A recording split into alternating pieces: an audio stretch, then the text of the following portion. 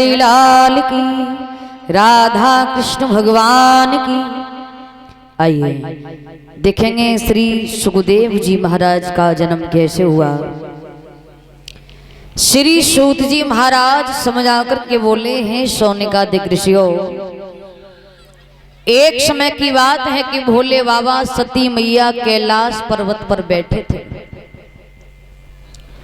भोले बाबा विचार करने लगे कि काफी दिन हो गए हम पृथ्वी पर भ्रमण करने के लिए नहीं गए, क्यों ना आज हम पृथ्वी पर भ्रमण करने के लिए जाएं।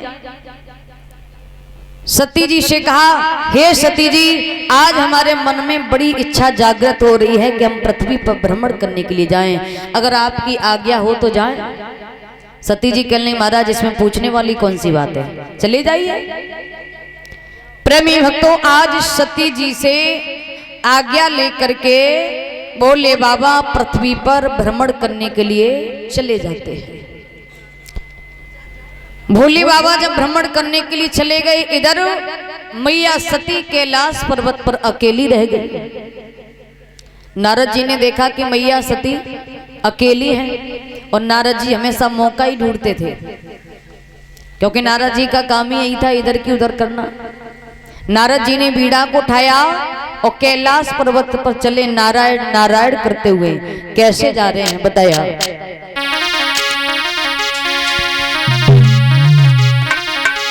श्रीमन नारायण नारायण नारायण।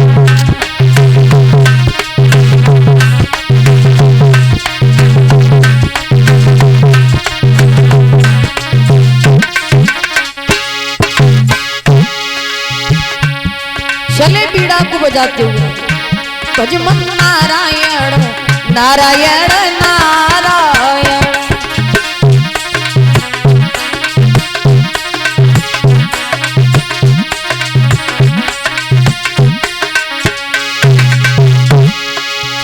जो नारायण नाम ये तू है,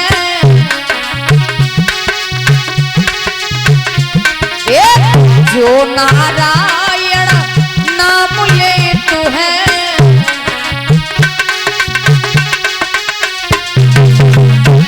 और पाप हो तो सब छारायण। श्रीमन हो भजमन हो श्रीमन नारायण नारायण नारायण।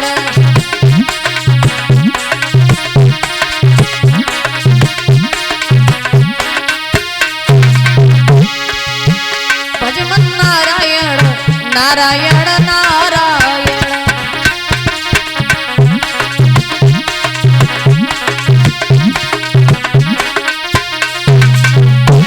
ए नारायण श्रीमन नारायण भजमन हो श्रीमन हो भजमन नारायण नारायण नारायण।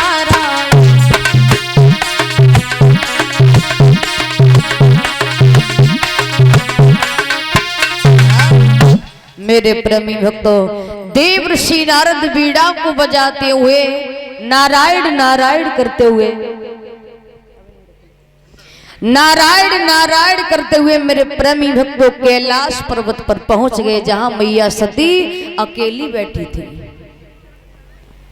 पहुंचे, कहा मैया अकेली हो क्या? बोले हाँ।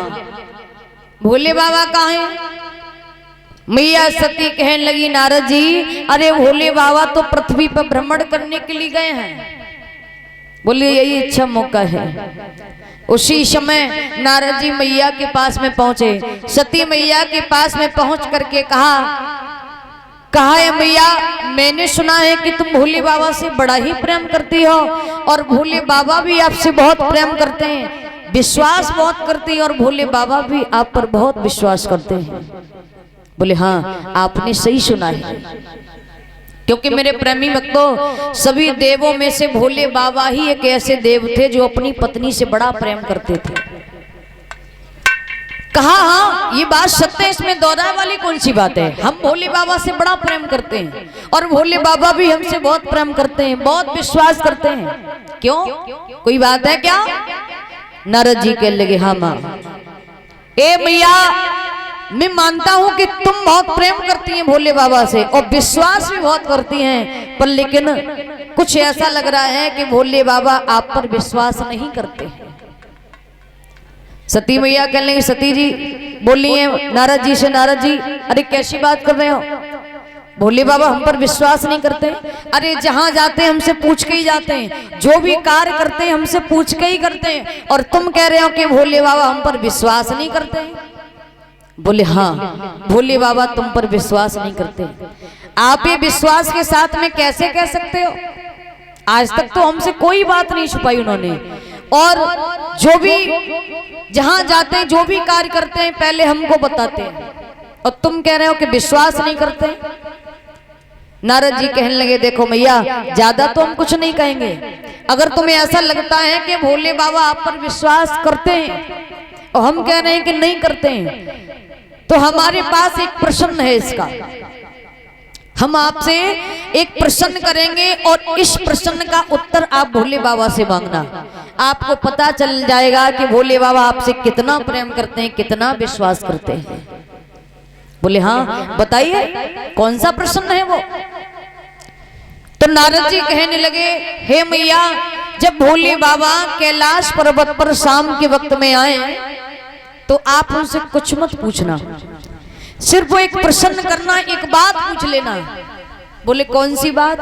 बात ये पूछ लेना कि जो भोले बाबा के गले में 108 मुन्नों की माला पड़ी है वो किसके मुन्नों की माला है? सती जी विचार करने लगी, इस माला के बारे में तो भोले बाबा ने हमें कभी नहीं बताया, हमने भी कोई गौर नहीं किया, ना हमने कभी पूछा। बोले अगर ऐसी बात है तो हम ये बात जरूर पूछेंगे। नारद जी तो चले गए और ये भी कह गए अगर भोले बाबा पूछे कि हाँ कोई आया था तो मना कर देना, कहना कोई नहीं आया था। बोले ठीक है। शाम का वक्त हुआ, भोले बाबा जैसे आए तो देखा है कि सती मैया उदासीन अवस्था में बैठे हैं। भोले बाबा ने कहा, सती जी क्या बात है, बड़ी उदास मालूम पड़ रही हो, क्या हुआ? अरे हम तो तुमसे ही पूछ के गए थे, हमसे कोई गलती हो गई क्या? नहीं बोले। अरे कुछ तो बताओ कौन सी हमसे गलती हो गई? सती मैया कहने लगी, देखो भोले बाबा हम तो आप पर बहुत बड़ा विश्वास करते हैं और बहुत ही ज्यादा अनंत प्रेम करते हैं, पर लेकिन हमें ऐसा लगता है कि तुम हम पर विश्वास नहीं करते हो। क्यों? आप ऐसा क्यों कह रही हैं? अरे भला हमने ऐसा क्या कर दिया जो आपको ऐसा लग रहा है कि हम विश्वास नहीं करते हैं? आज तक कोई बात छुपाई है?